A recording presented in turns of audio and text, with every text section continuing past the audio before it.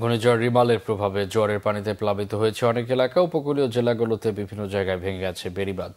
পটুয়াখালীর কুয়াকাটায় স্রোতে ভেসে গিয়ে ও সাতক্ষীরায় শ্যামনগরে আশ্রয় কেন্দ্রে যাওয়ার পথে মৃত্যু হয়েছে এক বৃদ্ধের। উপকূলীয় এলাকায় আতঙ্কের রাত কেটেছে এলাকাবাসীর। বিচ্ছিন্ন রয়েছে বিদ্যুৎ সংযোগ। ঘূর্ণিঝড়ের প্রভাবে সাতক্ষীরায় নদ নদীর পানি 5 থেকে 7 ফুট বেড়েছে। উপকূলীয় উপজেলা শ্যামনগর ও আশাশুনিতে জোয়ারের পানিতে বেড়িবাঁধ উপচে অর্ধশতাধিক মাছের ঘের প্লাবিত হওয়ার খবর পাওয়া গেছে। ধসে পড়েছে অনেক কাঁচা ঘরবাড়ি। বাগেরহাটের বিভিন্ন এলাকায় বেড়িবাঁধ ভেঙে লোকালয় প্লাবিত হয়েছে। পানিবন্দী রয়েছে কয়েক হাজার পরিবার। রিমালের প্রভাবে উত্তাল কক্সবাজার সমুদ্র সৈকত। জোয়ারের পানিতে প্লাবিত হয়েছে 21টি গ্রাম। মাইকিং করে লোকজনকে নিরাপদ আশ্রয়ে চলে যেতে বলা হয়েছে।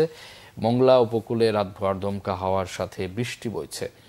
তলিয়ে গেছে অনেক এলাকার রাস্তাঘাট, ক্ষতিগ্রস্ত হয়েছে কাঁচা ঘরবাড়ি, তলিয়ে গেছে অনেক মাছের ঘের, বিদ্যুৎ নেই কোথাও কোথাও।